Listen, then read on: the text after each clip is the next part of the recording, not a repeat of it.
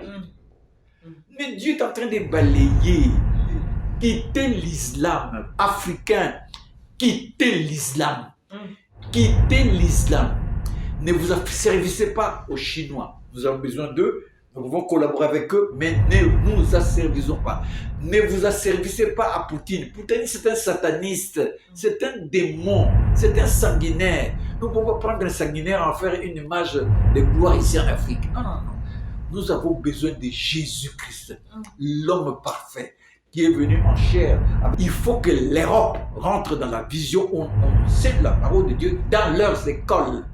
Enseignez la parole de Dieu dans vos écoles, vous les Européens. Certains personnages que nous connaissons ici en Afrique, ils ont fait de l'argent leur Dieu, comme des gens comme Kagame. Pour avoir de l'argent, il peut rentrer au Congo, couper la tête des gens, détruire les gens, tirer sur les gens, pour avoir seulement de l'argent, des moyens économiques pour se glorifier. Et en passant, quand je parle de Kagame, Kagame connaîtrait une fin horrible. Cette gloire, ce développement qu'il a acquis par la tricherie, par les crimes qu'il a commis au Congo, par les vols, les razzias qu'il a fait, c'est ça la parole de Dieu. Le Grand Congo a comme vocation de faire émerger le système messianique. C'est ça. Beaucoup de gens croient qu'on s'attaque à Jésus. C'est qu'il ne doit passer, c'est normal. Jésus disait, je vais élever quelqu'un au Grand Congo qui connaît la parole de Dieu et qui la respecte. Ceux qui ne connaissent pas la parole de Dieu, les choses qu'ils disent, qu'ils font.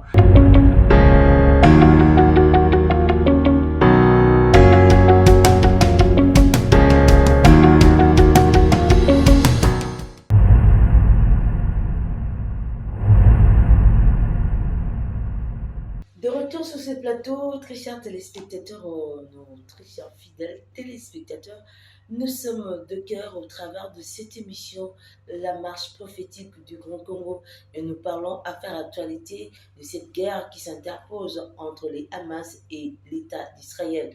Alors, nous allons découvrir au travers de la lumière de l'Esprit par son serviteur, le prophète Abraham Pouy, que nous appelons intimement l'aîné, la part de la RDC dans cette guerre qui semble être une bataille spirituelle, la guerre des dieux. Alors l'homme de Dieu venait d'étaler un peu toutes ces nations qui sont aux côtés de nos ennemis d'Israël afin de faire face à la vision de Dieu. Alors l'homme de Dieu a dit que c'est quelque chose qui veut défier le plan de Dieu. Et il a terminé son discours en disant que le Seigneur a choisi deux hommes noirs à côté de ces grands hommes, le président Biden, pour conduire la victoire militaire autour ou auprès d'Israël. Alors nous voulons savoir, grand homme de Dieu, est-ce que les Noirs eux-mêmes, ils se sentent aussi dans cette position de force de comprendre que c'est le temps de Noirs? C'est le temps où le Seigneur leur donne à récupérer la supériorité et de pouvoir accomplir le dessein de Dieu. Oui, c'est le temps des Noirs. C'est le temps des Noirs qui ont Jésus-Christ dans leur cœur. Pas des temps des Noirs qui n'ont pas Jésus-Christ, qui sont dans l'islam. Non, non, non. Nous parlons des Noirs qui ont Jésus-Christ dans leur cœur. Amen. Quelle que soit la dimension de la connaissance de Jésus-Christ, ces Noirs-là vont commencer à émerger avec la grâce de Jésus-Christ, avec la grâce du Dieu d'Israël, le Dieu d'Israël manifesté, c'est Jésus-Christ. Donc, si maintenant Dieu veut élever les Noirs, maintenant il y a des puissances comme l'Iran, Chine, Poutine et tout ça, veulent contrecarrer cette élévation des Noirs à travers ces deux personnes, et Dieu va les combattre. Ouais. C'est pourquoi je vous dis carrément, Poutine, la Chine, l'Iran ne seront pas surplantés. Malgré l'argent qu'ils ont en Chine là, ils ne vont pas surplanter les Américains à cause de la présence de ces Noirs qui dirigent pratiquement la sécurité militaire des États-Unis. Bon, maintenant, il y a le problème de la RDC. Quel est le rôle que la RDC va jouer? Mais bien avant tout, homme de Dieu, vous ne sentez pas que l'Afrique aussi est séduite du côté de l'islam. Il est séduit des Chinois, il est séduit des Russes. Oui, je dis toujours aux Africains, je leur parle en tant qu'un prophète authentique de Jésus-Christ qui est dans la vérité. Ne vous laissez pas séduire par les Chinois. Les Chinois, ils ont bâti leur système par le sang.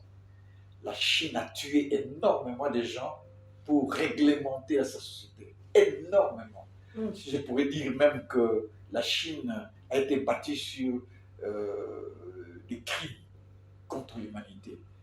La Russie, c'est un pays où on ne respecte pas les gens. Vous savez, beaucoup de gens sont séduits par la Russie, mais en russe, on va permettre à Noir en Russie de lancer une grande action évangélique. En Russie, on ne peut pas le permettre. Ils sont des natures racistes, hein? Ils ont des natures racistes. Vous savez que les Américains, nous les apprécions parce que les Américains sont des dominantes blanches. Mais comment ils ont pu élever à aussi haut niveau de Noirs? C'est-à-dire que même s'il y a des gens qui n'aiment pas les Noirs, mais le système américain quand même permet d'élever les Noirs. Et nous avons connu la présidence d'Obama. Je n'ai pas dit que tout le monde était content. Il y a des anti-noirs avérés aux États-Unis, mais là, c'est fait. Donc, il y a une opportunité pour les Noirs aux États-Unis. Cette opportunité pour les Noirs n'existait pas en Russie, n'existait pas en Iran, surtout pas en Iran. Et surtout que si vous êtes dans le monde évangélique, elle n'existe pas en Chine. Donc, les Noirs qui veulent émerger, d'habitude, ils vont aux États-Unis. Nous avons des témoignages. Et ils ont émergé dans les affaires, tout ça. Vous savez, ce sont des pays qui seulement veulent séduire les Noirs. Et séduire les Noirs pour mieux les dominer. C'est cela. La Russie cherche à dominer. La Russie a une politique impérialiste. Beaucoup de gens ne le voient pas. Et je suis parfois chagriné de voir le président africain aller en Russie raconter n'importe quoi, surtout ce jeune président du Burkina Faso qui parlait parfois comme un enfant. J'ai dit, il est pratiquement un enfant. Oui, il est pratiquement. Il fait du cinéma, il change de tenue militaire, mais ce n'est pas ça diriger un pays. Il faut beaucoup de sagesse, beaucoup de perspective. On n'agit pas comme ça brutalement. On n'agit pas, par exemple, je prends par exemple le Mali. Quand le Mali a été attaqué par les islamistes, c'est le président de la France qui était venu ici pendant c'est vraiment une réunion de la francophonie qui s'appelait un président de la France. C'est François Hollande. Oh, François Hollande, le facile. C'est lui qui a fait que les islamistes ne puissent pas avoir. Alors, il ne faut pas comprendre les Africains pour des gens qui ne sont pas reconnaissants. Il fallait qu'ils aillent avec la France doucement, doucement. Parce que la France a permis et a perdu de ce soldat pour que le Mali ne puisse pas être représenté. Je sais que tous les pays du monde cherchent leurs intérêts. Ne vous en faites pas. Tous les pays du monde cherchent leurs intérêts. Mais je ne vois pas comment ces gens-là, je parle du Mali, ils réagissent comme ça. Il faut avoir la sagesse. Ce sont les gens qui vous ont colonisé avec le mal qu'ils ont commis, avec le bien qu'ils ont commis. Alors, il faut avoir la sagesse. Et c'est la sagesse aussi que nous avons manqué quand nous avons eu les indépendances, en propulsant comme ça, en rejetant les Belges. Et nous avons payé le prix. On a rejeté carrément les Belges, alors que les Belges, malgré qu'ils ont colonisé, malgré qu'ils ont coupé des mains, mais ils avaient quand même une certaine connaissance de ce pays. On pouvait commencer par travailler d'abord en collaboration et pour que nous puissions émerger directement. L'Afrique du Sud dont on parle là, l'Afrique du Sud n'est pas aussi puissante à cause des Noirs qui sont là. Elle est puissante à cause des Blancs qui avaient bâti une économie. Malgré que c'était dans l'apartheid, ils ont bâti une économie. Ils ont bâti des industries. Et voilà. Bon, maintenant, si un fou arrive un jour, il prenait tous les Africains blancs, il jetait dans la mer, vous allez voir, l'Afrique du Sud va s'appauvrir. Il faut aller avec beaucoup de sagesse. On dirige des pays avec beaucoup de sagesse. Il faut trouver les enjeux qu'il faut. Il ne faut pas suivre les enfants qui désirent le pays, comme au Burkina Faso, au Mali, qui ne maîtrisent pas la situation, qui veulent agir comme ça brutalement. Il faut aller avec doucement, doucement, avec intelligence, et nous allons commencer à nous relever. Parce que les pays où, quand même, malgré, parce que, ne vous en faites pas, ça je le dis comme ça devant les médias, le pays où les droits des Noirs sont quand même respectés, ce n'est pas la Chine, hein? Ce n'est pas la Russie, ce sont les pays européens qui, à travers leur système de droits de l'homme, mais je sais très bien que nous sommes des Noirs, nous ne sommes pas au top. Mais je vois de frères noirs qui sont étudiés en France, qui font du travail en France, qui nourrissent leurs enfants, qui sont leurs familles qui sont en Afrique ici. Donc, dans le pays en France, par exemple, c'est vrai que tu peux avoir un tournant avec un blanc, mais tu peux aussi aller l'accuser à la justice. Hein? Et ces gens-là vont suivre là-dessus, tu as raison, tu peux avoir raison.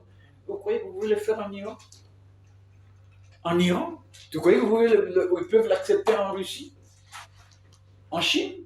Toi, tu vas aller en Chine te confonder avec un patron chinois, chez un Chinois, en Chine, et avoir raison. Donc, les Africains ne doivent pas être séduits. Nous devons traiter avec comment on appelle, les Russes.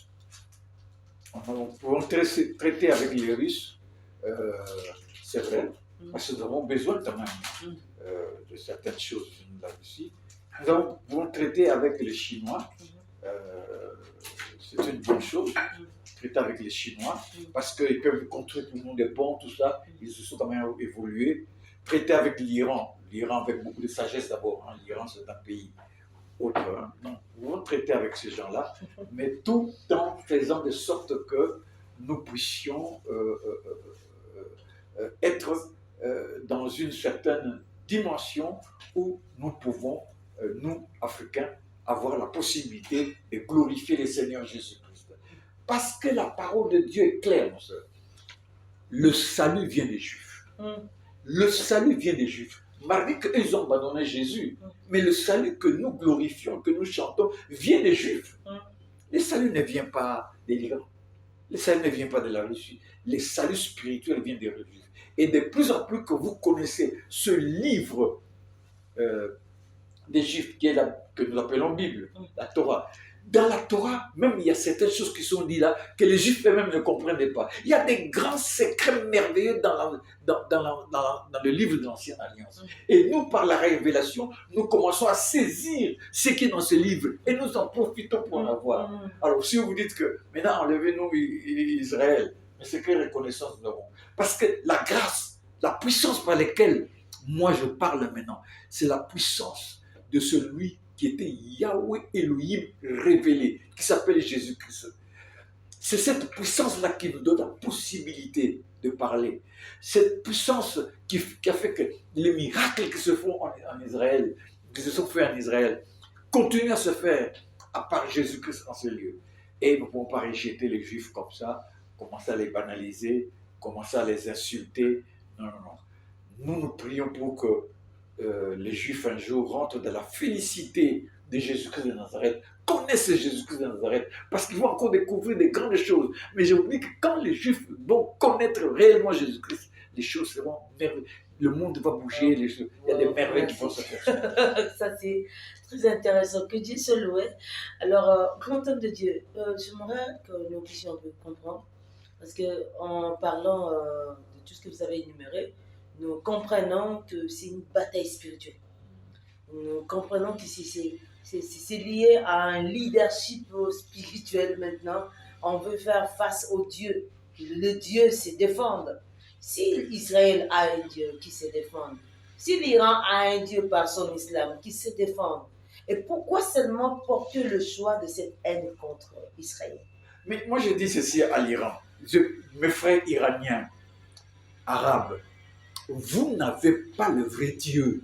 Le vrai Dieu, c'était Yahweh Elohim, le Dieu d'Israël, qui s'est révélé puissamment en Jésus-Christ, qui s'est manifesté. Parce que dans l'Ancienne Alliance, il dit, votre Dieu lui-même, moi, je viendrai moi-même pour vous sauver. Il est venu en Jésus-Christ. Mais Israël a été aveuglé. Pourquoi Israël a été aveuglé? Pour que nous puissions saisir cette opportunité, pour que le royaume de Dieu, de Jésus-Christ, nous soit accordé.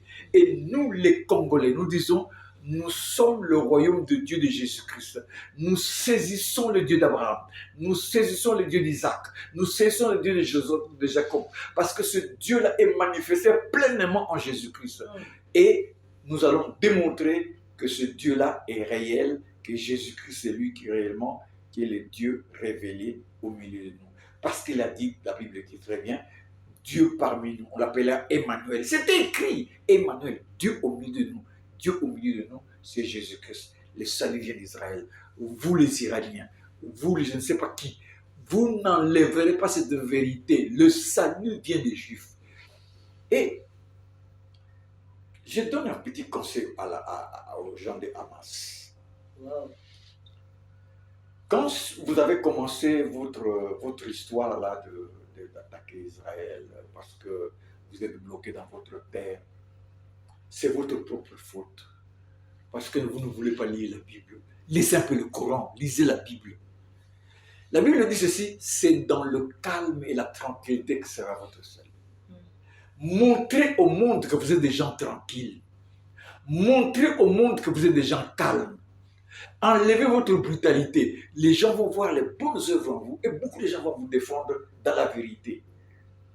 Et même les Israéliens vont commencer à se tourner vers vous et commencer à collaborer avec vous et beaucoup de choses vous trouverez la solution.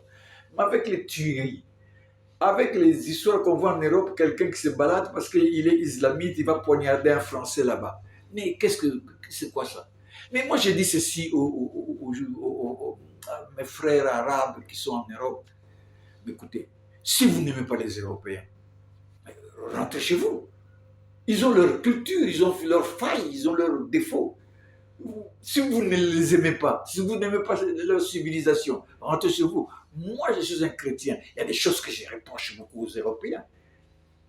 Mais je ne peux pas aller là-bas parce que je vais les changer, comme ça, et poignarder. Nous sommes contre l'homosexualité, c'est clair. Nous sommes contre beaucoup de choses, la laïcité comme ça, sans Dieu, sans Jésus. Non, la parole de Dieu n'est pas élevée comme la sagesse divine en Europe.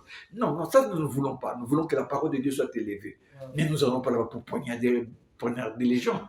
Vous ne voulez pas les Européens. Quittez là-bas, rentrez chez vous. Wow. Et quand on arrive chez les gens, on respecte leur culture. Si on veut les changer, on peut les changer par la bonté, par l'amour, amener ces gens à connaître le vrai Dieu. Et comme dans l'islam, il n'y a ni la bonté, ni l'amour, c'est toujours le fidèle, on doit les tuer. Celui qui est infidèle, on doit l'assassiner. Et tout ça. Et donc, bon, vous êtes dans votre petite histoire, vous ne voulez pas vous repentir et venir vers Jésus, c'est votre problème. Vous n'écraserez pas Jésus-Christ de Nazareth. Ce n'est pas possible. Parce qu'à sa résurrection, il a été dit, tout, il a lui-même dit, tout pouvoir m'a été donné dans les ciels et sur la terre. Alors, vous n'écraserez pas. Vous êtes en train de perdre votre temps inutilement. Restez tranquille. Commencez à connaître Jésus. C'est dans la tranquillité, dans le calme, que vous aurez la solution à vos problèmes. Wow. S'il vous plaît, grand homme de Dieu. Je sens que la colère sainte, là, monte déjà. Que Dieu soit loué. Grand homme de Dieu, vous avez fait une comparaison. Donc, dans votre discours, vous avez dit que du côté des États-Unis, Dieu a levé deux noirs qui vont travailler militairement pour appuyer Israël et l'accorder la victoire. Et Dieu passera par ce noir-là. Mais cette dimension ne sera pas assez totale pour assumer et assurer la victoire. Alors, il fallait joindre à cette dimension une autre dimension spirituelle. C'est que le rôle de la RDC doit jouer dans cette guerre. Alors, comment pouvez-vous nous l'expliquer? Non, c'est clair, parce que je dis ceci, hein. Je dis ceci. Parfois, je parle à mes frères qui ont le pouvoir actuellement ici en RDC. Mes chers frères, Vous ne connaissez pas le rôle principal de la RDC, République démocratique, du grand Congo de Jésus-Christ. Vous ne connaissez pas son rôle principal. C'est pourquoi vous vous égarez, parfois vous chamaillez avec les gens des FCC, c'est pourquoi parfois c'est avec les gens des Fayulu, vous êtes tous dans les poteaux, des choses qu'on ne comprend pas, qui n'ont ni tête ni queue. Sachez que d'abord, Dieu va vous balayer tous. Des systèmes Kabila, Tshisekedi, Fayulu, patati patata, tout ça sera balayé. Pourquoi? Parce que le leadership de la RDC va devenir un leadership messianique.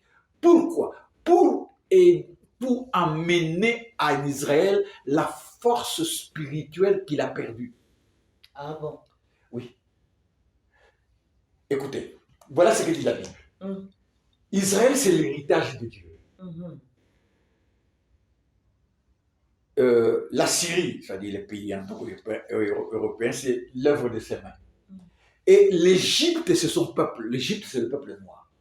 Et ce peuple noir qui va porter la population qui sera le peuple de Dieu, c'est le Grand Congo, ici. C'est nous qui allons porter l'appellation de peuple de Jésus-Christ, peuple de Yahweh. C'est nous. Nous allons porter cela. Mais Israël reste toujours son héritage. Alors, quand nous allons manifester le leadership messianique de Jésus-Christ dans ce pays, ça sera un appui sur Israël. On doit attendre d'abord de manifester. C'est une condition. Oui, de manifester. Je dis ceci. Les États-Unis vont appuyer militairement. Mais cela ne suffit pas. Il faut un pays qui va appuyer Israël. Parce que nous allons manifester Yahweh Elohim révélé. Et quand les Israéliens vont découvrir cette dimension, ils vont encore rehausser leur puissance face à toutes ces formes de divinité, particulièrement la divinité satanique de l'islam. Donc, c'est par la puissance de Jésus-Christ qui sera manifestée ici que le système islamiste qui a voulu envahir l'Afrique sera balayé. Et je vous donne, le courant est déjà là. Tu sais pourquoi Dieu a balayé Bongo au Gabon? Vous ne connaissez pas. Parce que Bongo était le bastion de l'islam. Vous voyez, ils ont tous changé les mots, les noms. L'autre s'appelait, je ne sais pas quoi, il est chanté Omar. Celui s'appelait Alain, il est devenu Ali, tout ça. Et Bongo a mélangé deux systèmes sataniques. Le système islamiste et le système européen satanique qui est la rose de quoi, la franc-maçonnerie. C'est ça. Alors, quand il est allé tomber malade, je sais pas, dans un pays arabe, là, lui ne comprenait pas que Dieu commençait à le frapper. Si Bongo à ce moment-là s'est dit, je rentre vers Jésus-Christ, je me donne à la parole de Jésus-Christ, Bongo, peut-être Dieu va aller lui faire grâce. Donc, je sais que les gens qui ont remplacé Bongo Ali ne sont pas des chrétiens parfaits. Mais Dieu est en train de balayer. Quittez l'islam africain, quittez l'islam, quittez l'islam. Ne vous servissez pas aux Chinois. Nous avons besoin d'eux, nous pouvons collaborer avec eux, mais ne nous asservissons pas. Ne vous asservissez pas à Poutine. Poutine, c'est un sataniste, c'est un démon, c'est un sanguinaire. Nous pouvons prendre un sanguinaire et en faire une image de gloire ici en Afrique. Non. Nous avons besoin de Jésus-Christ, l'homme parfait, qui est venu en chair avec la perfection. Nous ne glorifions pas les Américains, nous ne sommes pas les Américains, parce que nous, quand la gloire de Dieu va se manifester, nous allons prêcher les Américains qui sont perdus pour faire entrer certains dans la ligne droite de Jésus-Christ. Nous sommes contre l'homosexualité, nous sommes contre la laïcité négative des anti-dieux, nous ne sommes pas des anti-dieux. La laïcité où on rejette Dieu. Ça, nous n'avons pas besoin de cette laïcité. C'est vrai qu'on peut respecter la foi des uns et des autres, parce que la parole de Dieu dit tout ce qui n'est pas l'objet d'une conviction est péché. On ne peut pas forcer quelqu'un dans sa conviction. Mais la laïcité qu'on plaque comme ça, on rejette la parole de Dieu. Il faut que l'Europe rentre dans la vision où on enseigne la parole de Dieu dans leurs écoles. Enseignez la parole de Dieu dans vos écoles, vous les Européens. Mais ce n'est pas encore le moment. Vous avez fait un effort de pouvoir mettre sur pied certains droits de l'homme. C'est une bonne chose parce que l'homme a été créé à l'image de Dieu. C'est que les islamistes ne connaissent pas. Ils peuvent prendre quelqu'un, commencer à le taper, couper la tête. Certains personnages que nous connaissons ici en Afrique, ils ont fait de l'argent leur dieu, comme des gens comme Kagame. Pour avoir de l'argent, il peut rentrer au Congo, couper la tête des gens, détruire les gens, tirer sur les gens, pour avoir seulement de l'argent, des moyens économiques pour se glorifier. Et en passant, quand je parle de Kagame, Kagame connaîtra une fin horrible. Cette gloire, ce développement qu'il a acquis par la tricherie, par les crimes qu'il a commis au Congo, par les vols, les razzias qu'il a commis au Congo, ça ne lui amènera nulle part. Ce que vous semez dans la chair, vous récoltez dans la chair. C'est ça la parole de Dieu. Le Grand Congo a comme vocation de faire émerger le système messianique. C'est ça. Beaucoup de gens croient qu'on s'attaque à Jésus. Ce qui doit passer, c'est normal.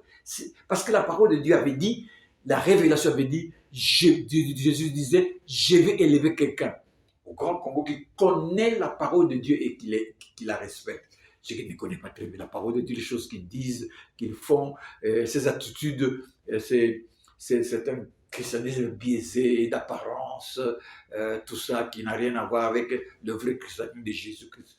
Il n'a pas un cœur transformé, il n'est pas né de nouveau parce qu'il est dans la chair. Voyez-vous,